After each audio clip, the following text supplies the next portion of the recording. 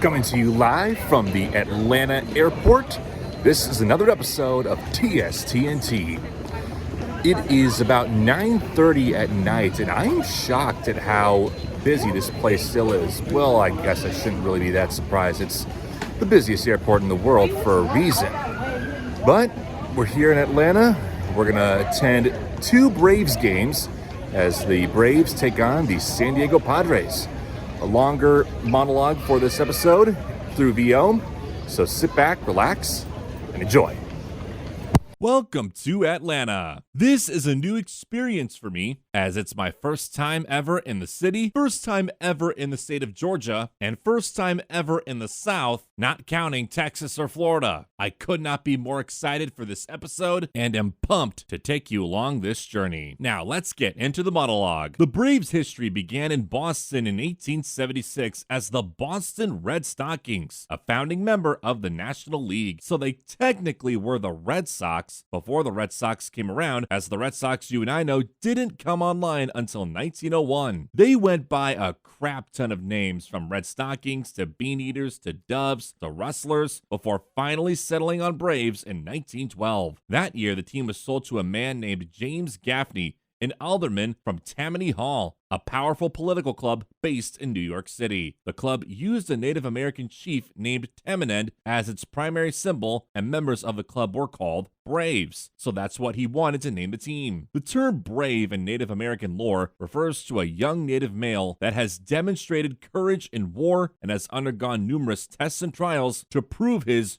bravery and loyalty to the tribe. Back to the team. From 1936 to 1940, they were called the Boston Bees in an attempt to reinvent a struggling franchise. It didn't work though, and in 1941, they went back to Braves. Besides that brief period as the Bees, the Braves name has stuck with the team throughout most of its history and through the eventual relocations, and despite the controversy of having a Native American themed team name. For 12 more years, they stayed in Boston until 1953, when they departed to Milwaukee after 81 years in Boston and one World Series title in 1914. It was clear by that point that the Red Sox had won the support of the city, and Milwaukee offered them an attractive stadium deal. Their stay in Milwaukee would, however, only last 12 years, though there was success along the way. This is when Hammerin' Hank Aaron came onto the scene, and he would power the Braves to a World Series title in 1957. They would appear in the Fall Classic once again in 1958, but would fall to the Yankees. The Milwaukee Braves weren't the same after that, though, as by the early 1960s, fan attendance began to drop. As the attendance numbers fell, the team's revenue numbers fell with it. In 1966, they packed their bags once again, and it was off to where they stand today, Atlanta. Atlanta was one of the country's hottest markets, and they had built a new stadium in the hopes of attracting an MLB team, and they succeeded. Atlanta Fulton County Stadium not only attracted the Braves, it also attracted an expansion NFL franchise, the Atlanta Falcons.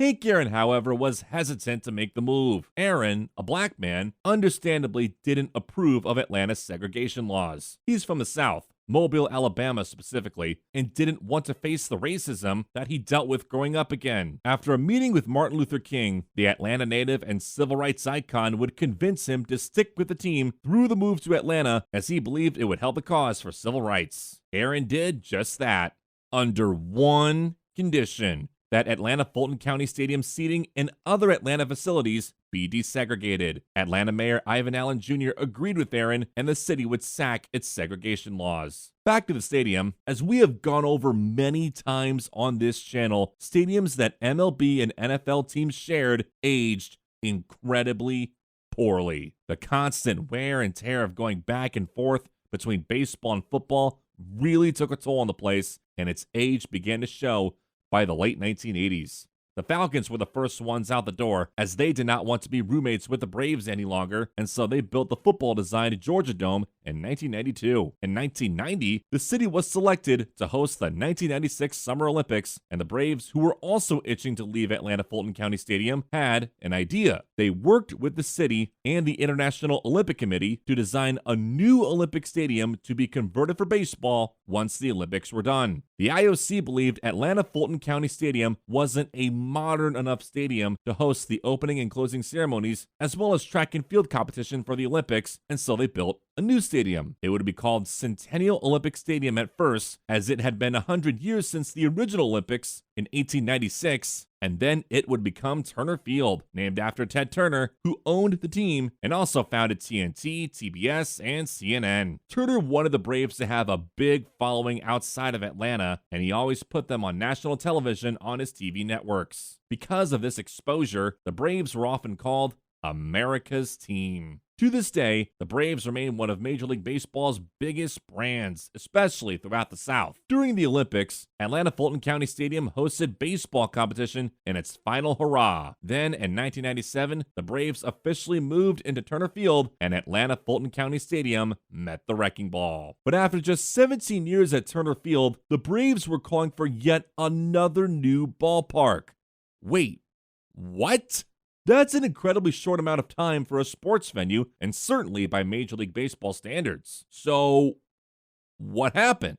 What exactly was the problem with Turner Field? It had nothing to do with bad design or the place being in bad shape. Actually, the condition and the quality of the place was completely fine. The place was designed to be immediately converted for baseball once the Olympics finished up. It had everything to do with location and what was around the place. In November of 2013, the Braves announced plans for a new ballpark in Atlanta's Cobb County suburbs, about 10 miles northwest of downtown Atlanta. The Braves claimed that Turner Field's downtown location wasn't great for fan attendance, as metro Atlanta traffic into the city can be a nightmare. And not to mention, there wasn't a ton of parking near the ballpark, with no room to put down more lots. Think about it. If you're a Braves fan in the Atlanta suburbs, would you really want to sit in the long Atlanta traffic to get there and probably miss a good portion of the game? Is it really worth it? Suburban Braves fans, for that reason, preferred to watch from home. When it came to public transportation, the nearest MARTA station, the city subway, was nearly a mile away. So it was either drive through hours of traffic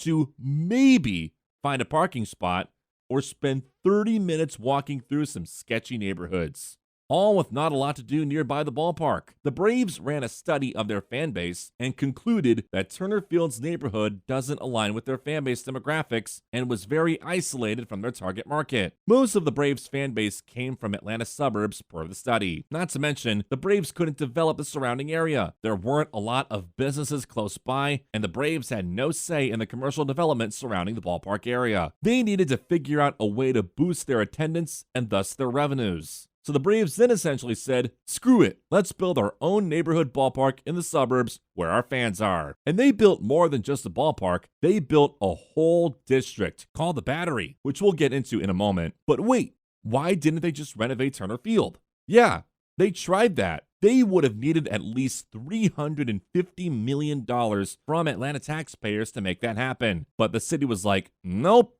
can't afford that. So relations between the Braves and the city were not very good. But the final straw that broke the camel's back was when the city chose to give hundreds of millions of dollars to help the Falcons build another new stadium, which they were trying to build at the same time, Mercedes-Benz Stadium, instead of giving that money to the Braves. The Braves felt insulted by that and looked elsewhere for where they could be supported, and they found that support in Cobb County, who gave them $450 million to build their new ballpark and the Battery. Now, what is the Battery?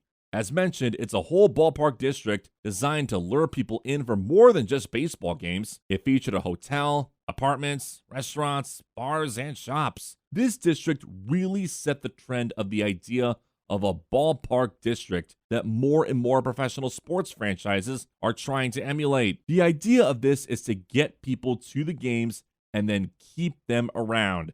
Go for the game, stay for the fun. It also gets people to the area all year long, in season or off season, game day or not. The Braves not only found a way to boost their attendance, but their revenues as well by letting people spend money both inside and outside the ballpark, and the Braves make money off of everything that happens there. SunTrust Park, now Truist Park, and the Battery would open up in 2017, and the site that was Turner Field has since been converted into a football stadium called Center Park Stadium after Georgia State University bought the place, and it's now where the school's football team plays.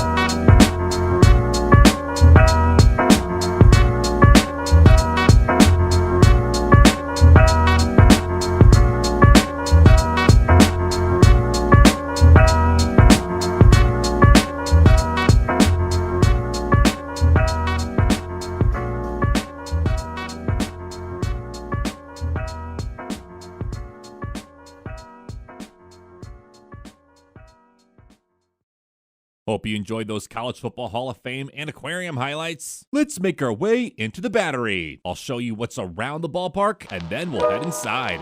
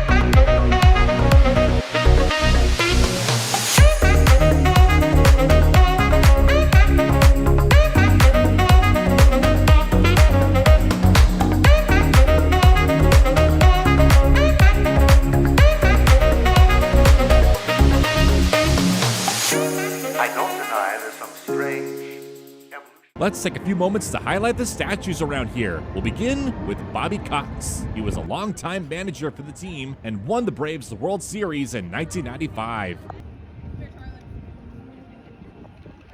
This is Phil Niekro. He played for the Braves in Milwaukee and Atlanta and is considered the greatest knuckleball pitcher ever.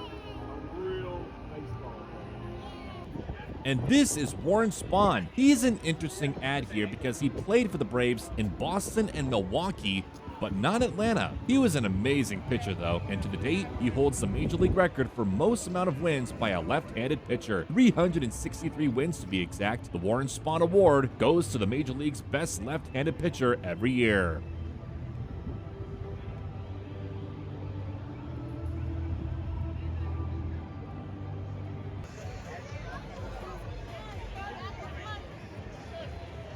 Alright, I think we fooled around enough. Time to make our way inside Truist Park. Here's our first look from the Game 1 seat.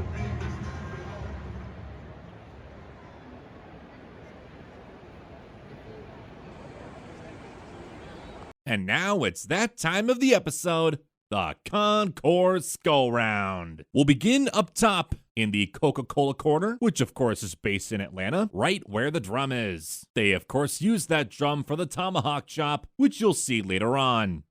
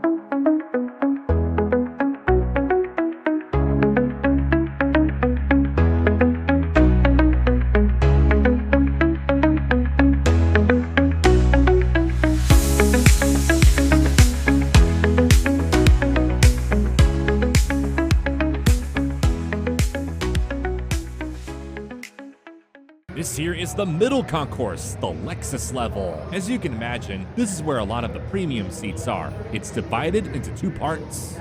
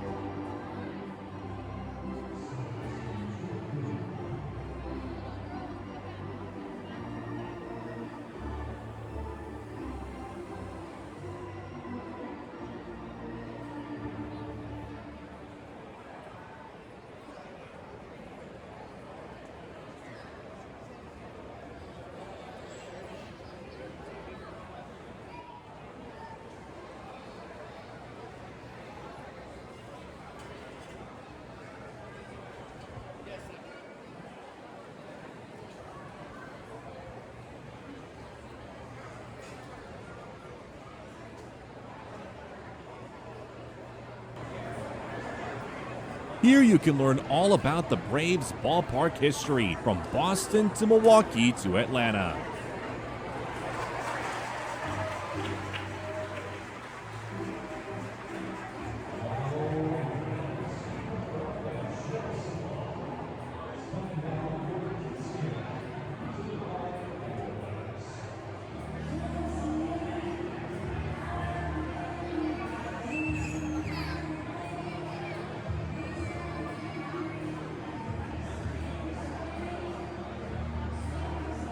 And finally, here's the lower concourse. We begin here at the Chop House. This is one of those social bar areas that are becoming more and more prominent in sports venues these days.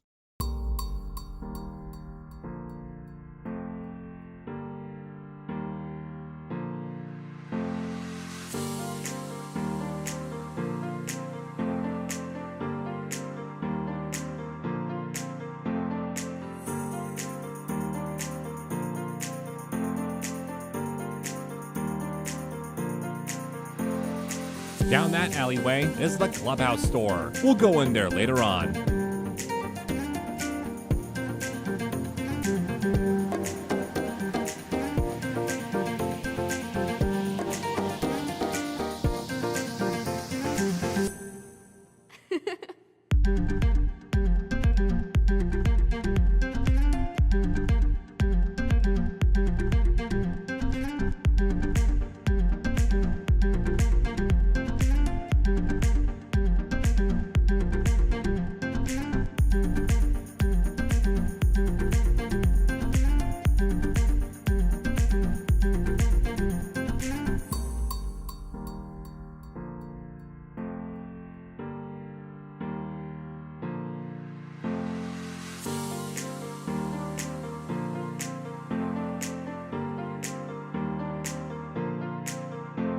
This here is the Monument Garden, an area that really honors the Braves' rich history. We'll come back here and get a closer look after this.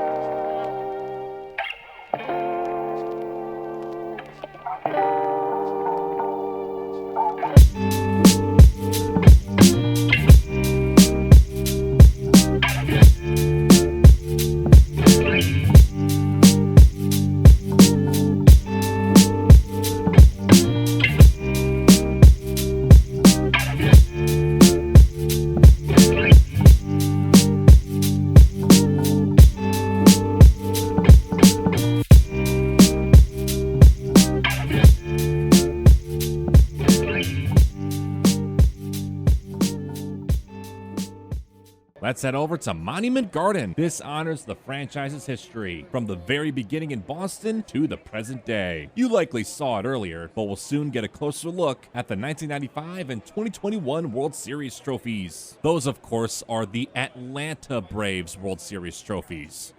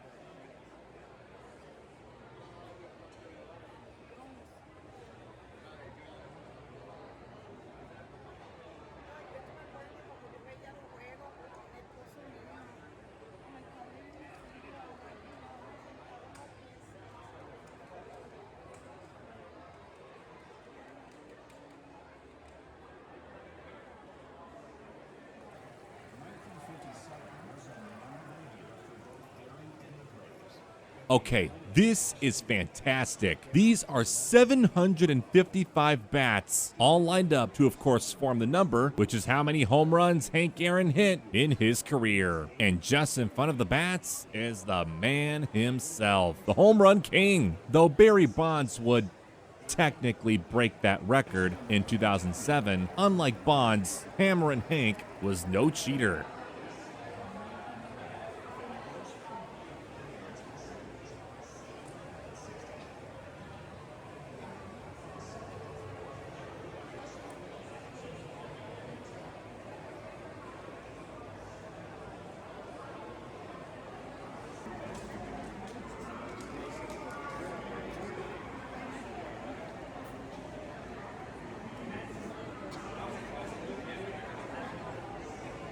This is his 2000 pitch plan. Okay.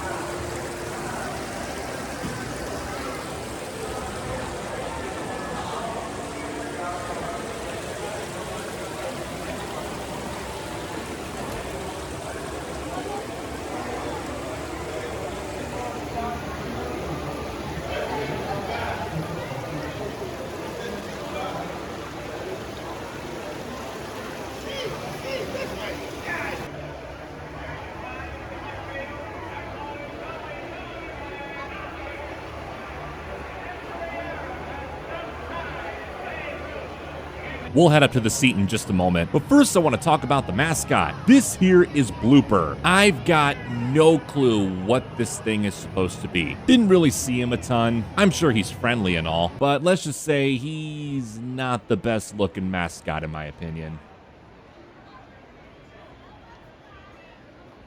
This game is about to begin. Let's welcome the team to the field. You'll notice out towards center field they've got the Chick-fil-A cow. As if you didn't already know, Chick-fil-A is based here. And they've also got a very green batter's eye. They've got plants, grass, bushes, rocks, and even a waterfall. That's a very neat touch. This is a very intimate ballpark. While Turner Field had a capacity of over 49K, Truist Park has a capacity of just 41K. As of 2025, no other Major League ballpark places a higher percentage of its seats closer to the field. Early in the game, it was tied 1-1, but then Matt Olson homered for the Braves.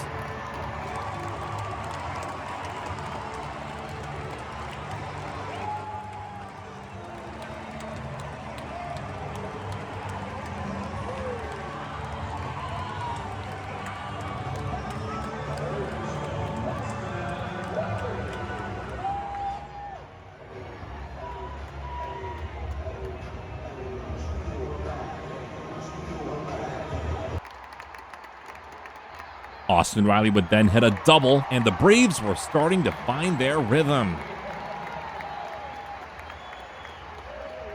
Whenever the Braves get momentum, the opposing team has to talk about it on the mound to try to stop the bleeding. This is when the tomahawk chop happens.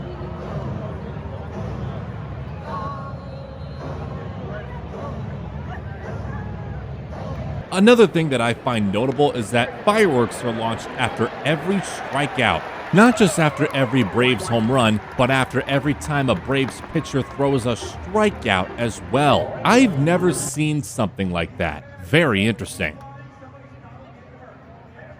Anyway, that strikeout would end the inning, and now we turn our attention to the Home Depot tool race. I think you're already kind of getting the idea that Atlanta loves to flex its corporate muscles. Home Depot, as you can already tell at this point, is based here. We got here a paintbrush, a bucket, a drill, and a hammer. Get ready for a very wacky race.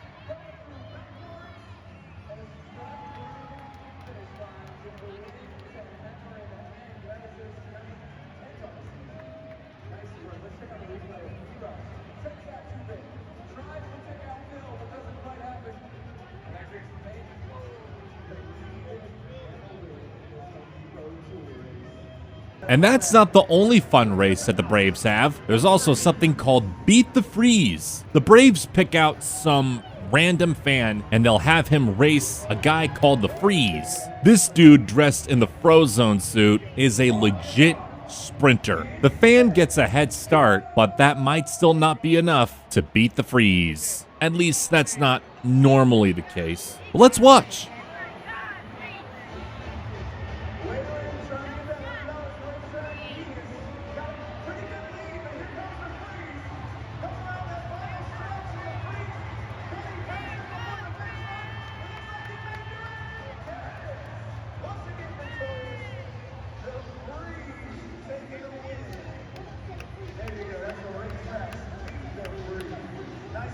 All right, let's go get some food. While I was getting food, I of course would miss a Ronald Acuna Jr. home run.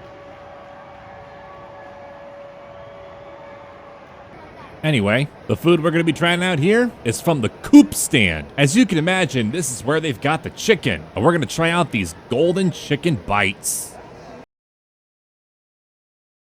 All right, here are the golden chicken tender bites from the Coop stand here at Truist Park.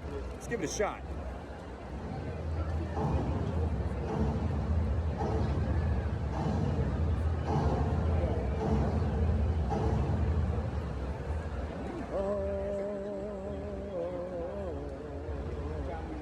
Very crispy. I really like that.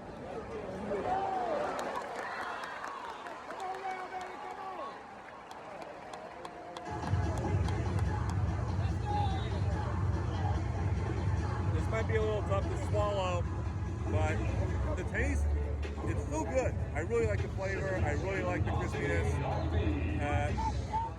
It's a little hard as you chew further, but it ain't bad. I'll say 7 out of 10.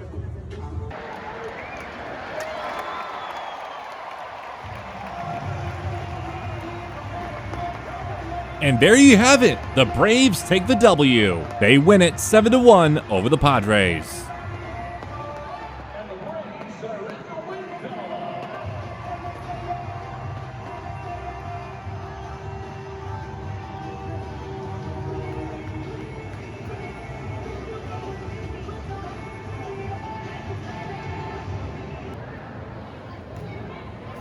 Before we leave for the day, we gotta check out the team clubhouse store. It's right nearby the lineup sign, which I think is another cool touch.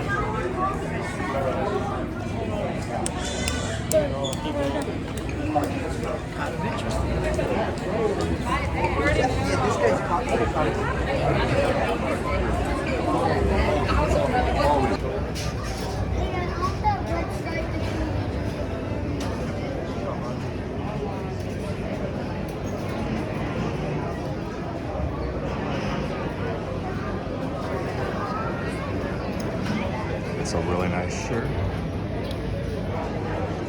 In the end, as with every new Major League ballpark that I go to, I always get myself a hat. You can't go wrong with the classic. I also got my nephew a tomahawk chop. He's gonna love that thing. But before we walk out, we gotta check out the Braves City Connect. All right, this here is the Braves City Connect uniform. You've got, okay, does anybody actually call Atlanta the A? I've never heard that. That's kind of a weird term, but yeah, that's what we got here.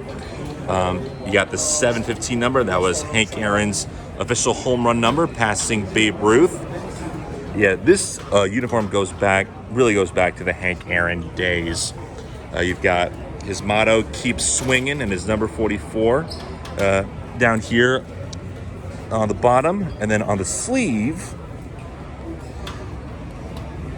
this little diamond thing is supposed to represent a crown. because of course Hank Aaron was the home run king. And that's so there's not really a ton of detail to it. There really isn't much about the city of Atlanta on it. It's just really a throwback to the Hank Aaron days. This is this is an Acuna Jr. jersey, by the way, but this is really, I mean, the presentation of this, even if there's not a lot of like city detail to it, it's still really nice. And yeah, it's $175, but yeah, I think it's worth the price. So I'm gonna go ahead and get it. Now comes part of the episode where we highlight the organist. The organist for the Atlanta Braves is Matthew Kaminsky. He quickly became one of my favorite organists. What he plays depends on what happens on the field, and it also depends on the name of the opposing batter. Let's take some time to listen to him.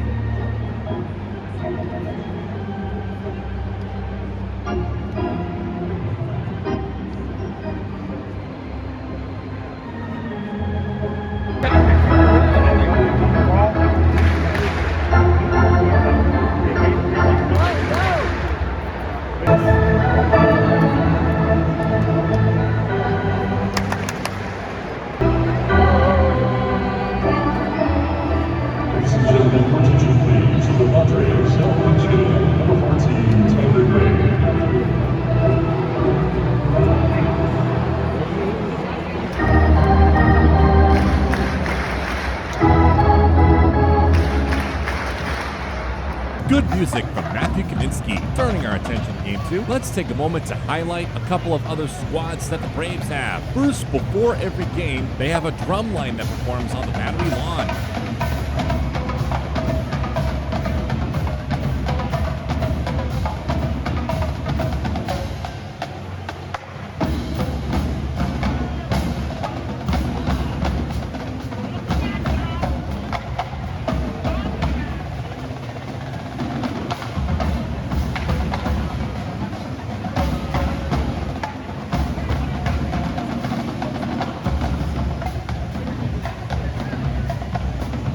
The Braves also have a crew called the Tomahawk Team, which is like their spirit squad, helping out with promotions, tossing out t-shirts, the typical stuff. Although I didn't really feel much of a presence from them.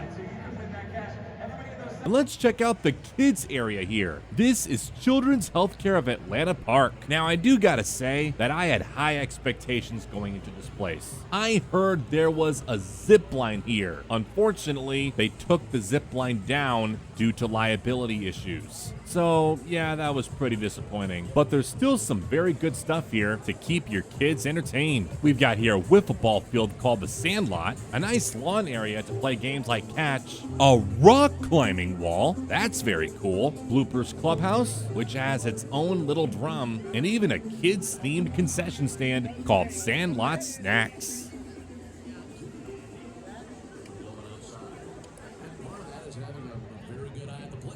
Yeah. You rarely see him chase a bad ball even behind him.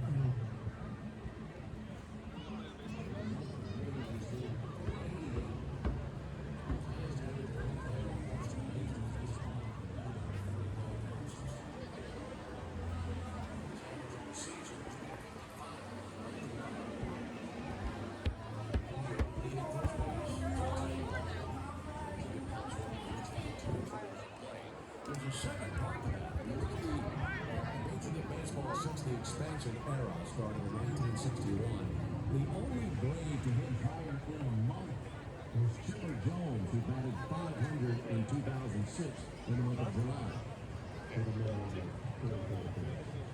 Let's make our way to our Game 2 seat. Getting into the game, the Braves got off to a good start.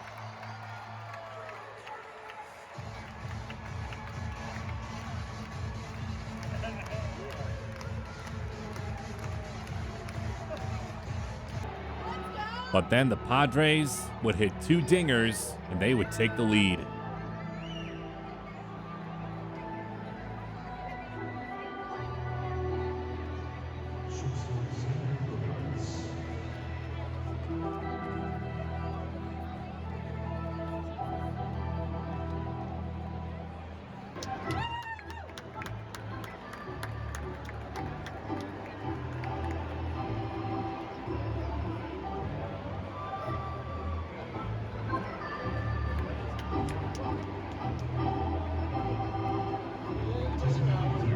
Maybe going to get some food will give the Braves some good luck like it did in the last game. We'll first try the H&F burger. Burger. This is a big thing here in Atlanta. It looks like a very cheesy, very juicy burger. And it's got some pickles underneath. So let's give it a shot.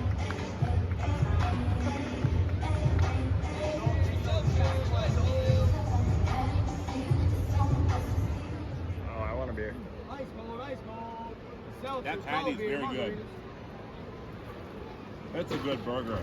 I'll give it an 8 out of 10. Yep, anything else? Now let's go get some dessert. And for that, we'll be consuming some Mayfield ice cream. This is a big ice cream brand in the South. We'll get chocolate and a helmet. All right, here's the Mayfield ice cream. As you can see, it's pretty melty. It's not terribly hot out here, but it's kind of, I can feel the moist, the humidity a bit. But anyways, let's give this a shot.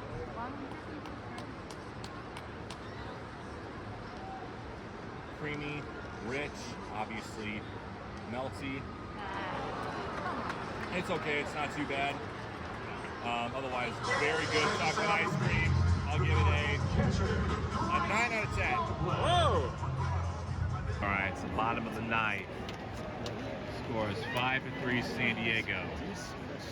Braves are at bat. Let's see if they can tie this up or even win it. Let's get into it.